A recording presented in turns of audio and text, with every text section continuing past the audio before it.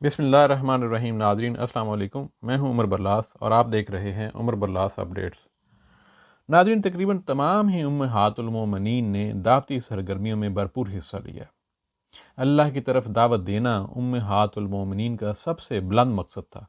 چنانچہ کوئی بھی حدیث ان کو معلوم ہوتی یا نبی کریم صلی اللہ علیہ وسلم کو جو بھی کام کرتے ہوئے دیکھتی تو جیسے سنا ہے یا آپ کو کرتے ہوئے دیکھا ہے اس کی ہو بہو تبلیغ شروع کرتی، کیونکہ ان کو اللہ کے نبی کا یہ قول ہر وقت یاد رہتا تھا: اللہ تعالیٰ اس بندے کو شاد اور آباد رکھے جو ہم میں سے کوئی بات سنے تو بالکل اسی طرح دوسروں تک پہنچائے، کیونکہ کبھی سننے والے کے مقابلے میں اس بات کو زیادہ یاد رہتی ہے اس کو بات جس تک پہنچائی جائے۔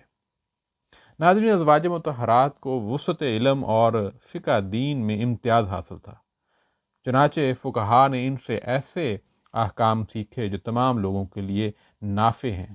سیرت کی کتابوں میں بہت سے ایسے واقعات ملتے ہیں جن سے معلوم ہوتا ہے کہ امہات المومنین نے دوسروں کو نصیحت کرنے، امر بالمعروف اور نہی عن المنکر کے فریضے کی انجام دہی میں اپنا کردار ادا کیا۔ اگر ہم یہ کہیں تو مبالغہ نہیں ہوگا کہ ابتدائے وحی کے وقت اللہ کی طرف دعوت کی کامیابی کا ایک سبب یہ بھی ہے کہ حضرت خدیجہ نے آپ کو دلاسا دیا اور آپ پر سب سے پہلے ایمان لے آئیں اور اپنے مال اور اپنی جان سے آپ صلی اللہ علیہ وسلم کی مدد کی۔ وہ بہترین بیوی تھیں جس نے ابتدائے وحی میں رسول اللہ صلی اللہ علیہ وآلہ وسلم کے دل کو مضبوط کیا۔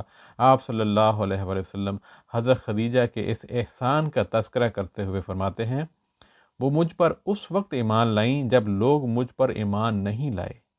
اس نے میری اس وقت تصدیق کی جب لوگوں نے مجھے جھٹلایا، اور اس نے مجھے اس وقت اپنا مال میں شریک کیا جب لوگوں نے مجھے محروم کیا۔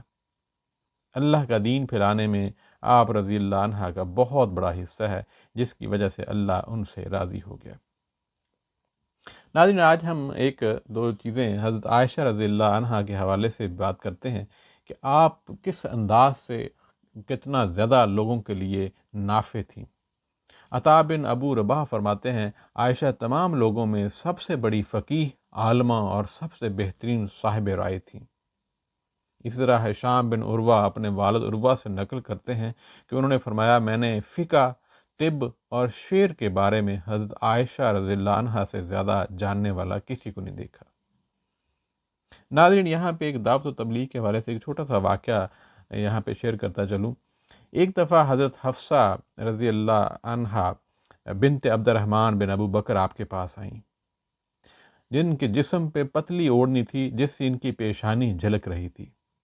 حضرت عائشہ نے اس اوڑھنی کو پھاڑ دیا اور فرمایا: اللہ نے سورہ نور میں جو نازل فرمایا ہے، کیا تمہیں اس بارے میں معلوم نہیں ہے؟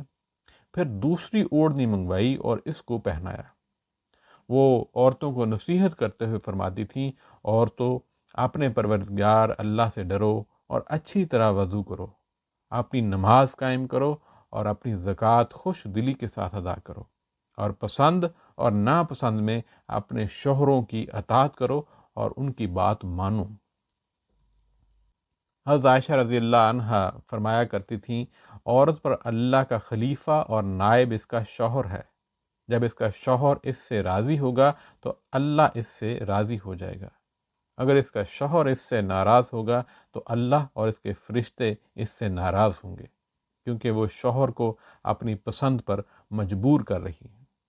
ان کے اقوال زرعی میں سے یہ بھی ہے: بیوی پر شوہر کا یہ حق ہے کہ وہ اس کا بستر لازم پکڑے اور اس کی ناراضگی سے بچی رہے، اور اس کو راضی کرنے والی چیزوں کی تلاش میں رہے، اس کی کمائی کی حفاظت کرے، اس کے کسی حکم کی نافرمانی نہ کرے اور اپنی ذات میں اس کی حفاظت کرے، یعنی اپنی ذات میں خیانت نہ کرے۔ ناظرین، امہات المومنین کی زندگیوں میں ہم سب کے لیے سیکھنے کے لیے بہت کچھ ہے۔ ہمیں ان کی زندگیوں کے حوالے سے پڑھتے رہنا چاہیے اور بات کو آگے شیئر کرتے رہنا چاہیے۔ آج اتنا ہی، اپنا خیال رکھیے گا۔ اللہ حافظ، السلام علیکم۔